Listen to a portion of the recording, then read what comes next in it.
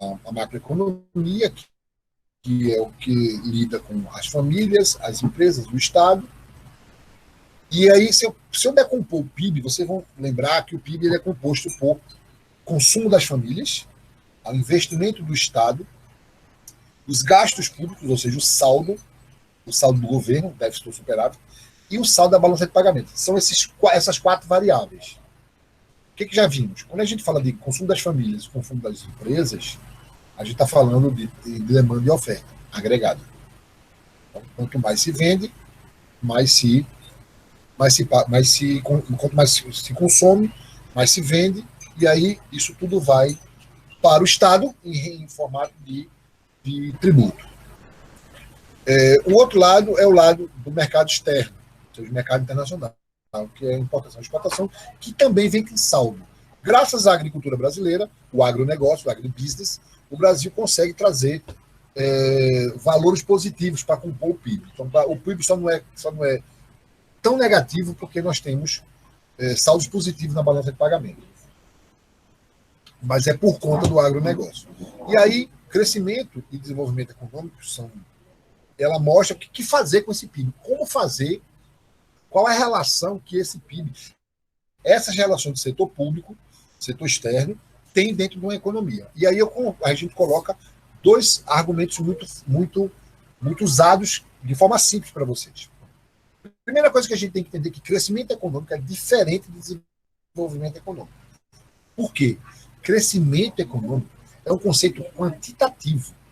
Ele tem a ver com o crescimento do PIB. Ele apenas demonstra o crescimento do PIB. O crescimento econômico mostra o quanto cresce a renda, o quanto cresce o investimento, o investimento das empresas, o que fazer, o que o Estado faz quando ele arrecada mais, porque quando os dois crescem, o Estado arrecada mais, e quando você também faz com que o mercado externo ele aumente. Esse somatório ele vai ser comparado com o mesmo PIB do ano anterior.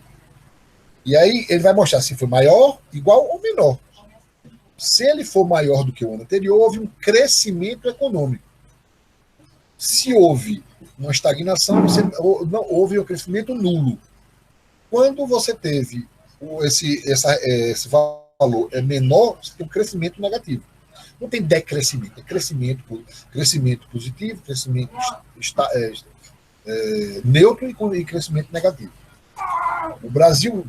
Hoje o Brasil espera, o mundo tem expectativa por conta do coronavírus, uma queda nos PIBs mundiais em torno de 8 a 10%. O Brasil não está diferente disso. Ele vai chegar ao ponto de, estima-se, no baixo, no menos agressivo possível, a gente vai perder em torno de 6% do nosso PIB em relação ao ano passado. Já o desenvolvimento econômico é um conceito qualitativo, porque ele inclui as melhorias de qualidade de vida. Vai nos indicadores sociais, como Gini, como IDH, como renda per capita, como distribuição de renda, como, por exemplo, a aglomeração das pessoas mais ricas com as pessoas mais pobres. Por um exemplo disso para vocês entenderem, que a nível de mundo, 85% da renda mundial está na mão de 5% da população mundial. 85% da riqueza do mundo está na mão de 5% de pessoas, 5% da população mundial. Os outros 15% está na mão de 95%. Essa distribuição de renda é o que mostra a nível do mundo. No Brasil não está muito longe disso, não. Não está muito longe disso, não. Recentemente, a renda está em torno de 37 vezes. A menor renda é a maior renda. As pessoas que mais recebem em torno de 37 vezes mais do que quem recebe menos. Essa é a nossa relação. Não igual ao resto do mundo, porque ainda existem muitos países subdesenvolvidos. E aí a gente vai entender algumas coisas mais na frente. Qual é a sequência coerente, correta, que a gente tem que entender? Primeiro, um país ele tem que buscar o crescimento econômico. Ele vem lá do subdesenvolvido, um país que está com as relações de consumo muito baixas, as empresas não funcionam, você está com estagnação econômica, uma queda econômica.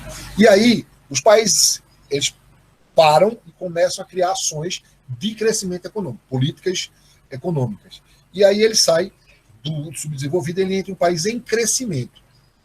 Então, um país em crescimento, ele tem como maior preocupação manter essas taxas de crescimento constantes e crescentes. Quando essas ações fazem com que essas taxas de crescimento elas continuam, perduram, ou seja, elas se mantêm, a gente chama de crescimento sustentável. Ela continua de uma forma sustentável. O que é sustentável? Sustentável é quando um agente implementa uma ação e que essas consequências positivas elas vão perdurar por gerações futuras. Essas ações constantes que vão perdurar, se elas fizerem com que as políticas de crescimento se mantenham ao longo de alguns anos, o país está em crescimento econômico. Então é um país considerado país em crescimento. Tá? Um país já com crescimento econômico é um país que sai, que a gente chama de países emergentes, que eles saem do subdesenvolvimento, eles começam a fazer o seu crescimento alto, grande crescimento, porque existe o crescimento baixo, não, o crescimento pouco, não muito alto, mas existe o grau alto de crescimento, que antigamente você chamava dos tigres asiáticos. Todos os países da Ásia estavam com crescimento acima de 10%. Isso aí são chamados de países emergentes. Quando você tem crescimento econômico, ainda como iniciante, e esse crescimento ele é contínuo, ou seja, sustentável, você tem a possibilidade desse país entrar no rol dos países em desenvolvimento. Que aí sim, se você sai do país, se você tem essas taxas de crescimento constantes, você pode investir em qualidade de vida. E aí são os países em desenvolvimento, e aí você tem um país desenvolvido. O que eu coloco para vocês é assim, é possível crescer sem desenvolver? Crescer, desenvolver. Claro, é possível crescer sim sem desenvolver. Mas não é possível desenvolver sem crescer. Eu não posso chegar a esse estágio sem ter antes chegado ao estágio de crescimento econômico. Nesta sequência, em crescimento, país, crescimento sustentável, até chegar a um país subdesenvolvido. Aí eu fiz um exemplo para vocês entenderem como é que funciona. É muito chamado de países do terceiro mundo. Está aqui os países do terceiro mundo. Por quê? Porque existem 3 órbitas que, como se fosse, eu botei círculo, mas assim, cada um no seu quadrado. Os países que têm um nível de desenvolvimento muito baixo ou negativo, ele é chamado de país subdesenvolvido. Os países são os países chamados de países do terceiro mundo.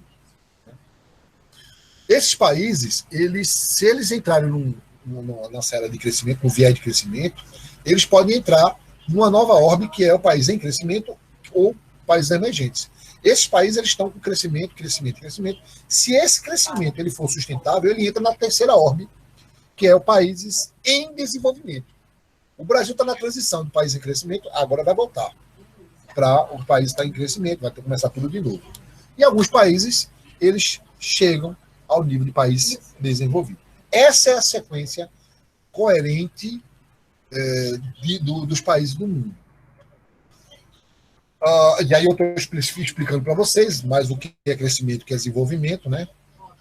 Ponto a ponto, para vocês entenderem que crescimento é quantitativo e desenvolvimento é qualitativo. Já na teoria do desenvolvimento econômico, que eu falei lá atrás para vocês, crescimento econômico ele é de curto prazo. O desenvolvimento é de longuíssimo prazo. Para que haja isso, é necessário que você tenha algumas fontes de crescimento, alguma origem, fazer com que isso aumente. Alguns autores dividem isso em partes. Eu divido em 2 e aqui tem mais outras, mas é a mesma coisa. Vamos lá. Existem 2 fontes básicas de crescimento. A capital físico e capital humano. Quando a gente fala de capital físico, eu estou falando de tecnologia, máquinas e equipamento. Eu estou falando sobre uma das fontes de crescimento, o que um país pode implementar como política, como ação, como política de crescimento econômico, é em cima da tecnologia, do capital produtivo, máquinas e equipamento, trazer um maior mix de produção com mais valor agregado. Para vocês terem uma ideia, cada dólar investido nos Estados Unidos em capital físico, a devolução é de mais de 1000 vezes. No Brasil, em torno de 200 vezes. É em torno de 200 vezes apenas. E o capital humano, que é o investimento em mão de obra, qualificação da mão de obra. O que quer dizer isso? Quanto mais qualificada a mão de obra, maior a produtividade. A gente já viu isso em microeconomia. Quanto se mais investe em mão de obra qualificada, o retorno é aumento de produtividade.